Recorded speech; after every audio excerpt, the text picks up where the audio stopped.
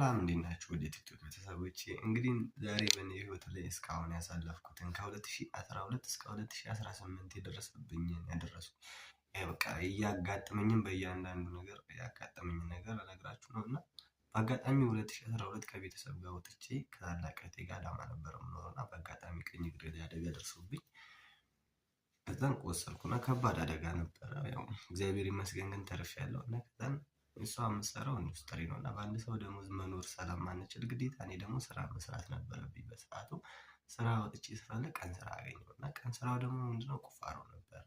የሙሉ ቤት የመሰረት ቁፋሮ ነበር። ያንን ቁፋሮ እየቆፈርኩ እያለሁ ያገናኘኝ ሌላ ልጅ ነው፣ አንድ ልጅ ነው እና ያ ልጅ ደግሞ ከባለቤቱ ኮንትራት ነው የተቀበለው። ኮንትራቱ ደግሞ 1200 ብር ነው። ለእኔ 800 ብር አሳልፎ ሰጠኝ እና ግዴታ ስለቸገረኝ ያ ገንዘብ ስለሚያስፈልገኝ ግዴታ መስራት ነበረብኝ እና ያንን ስራ ረዳት እንኳን አልያዝኩም። እግዚአብሔር ምስክሬ ነው። እግዚአብሔር ያንን ስራ ስሰራ ከዛም በኋላ ያንን ስራ እየሰራሁ 3 ቀን የቆፈርኩት በ3 ቀን ጨረስኩት። ወደ 120 ሜትር ማለት ወደ ጎን እና ወደ ጎን 50 ሳንቲም ወደ ታች 50 ሳንቲም ወደ ጎን 50 ሳንቲም ነበር የሚቆፈረው እና ለመሰረት ምናልባት የምታውቁ ሰዎች ብዙ የምታውቁ ሰዎች አላችሁ እና ስለዛ አላችሁ።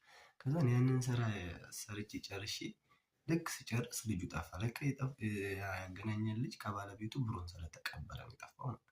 ከዛን ያንን ብር ሰውየውን ስጠይቀው ልጁ ጋር ስደውል ስልኩ አልሰራልኝ። ከዛን ሰውየውን ባለቤቱን ስጠይቀው እንዴ እኔ እኮ ለእሱ እኮ ሰጥቼዋለሁ፣ ስለሱ ስለከፈልኩ ድጋሚ መክፈል አልችልም፣ እንዴት ሳይሰጠህ ጨርሻለሁ ስራውን ስላለኝ ዝም ብዬ ለሱ ሰጥቼዋለሁ።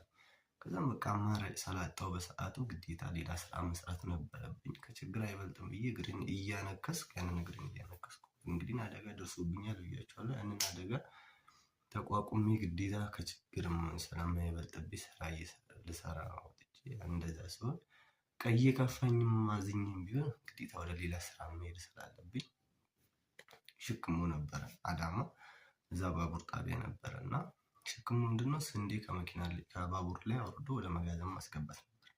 ያን ስራ የሚሰሩ ደግሞ በድርጅት ነበር የተደራጁ ወጣቱ ተደራጅቶ ነበር የሚሰራው እና እዚህ ሂጄ ስጠይቀው ኃላፊውን አንተ ታነክሳለህ፣ እንዴት ነው ይሄን ስራ መስራት የምትችለው?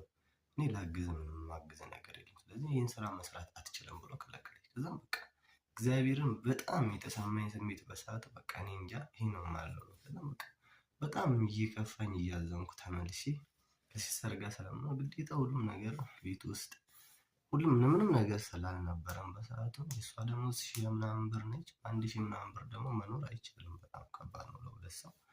በቃ አማራጭ የለኝም፣ ግዴታ ስራ መስራት ስለነበረብኝ በሰዓቱ በቃ ስራ ስፈልግ አንድ ልጅ አገኘሁ በአጋጣሚ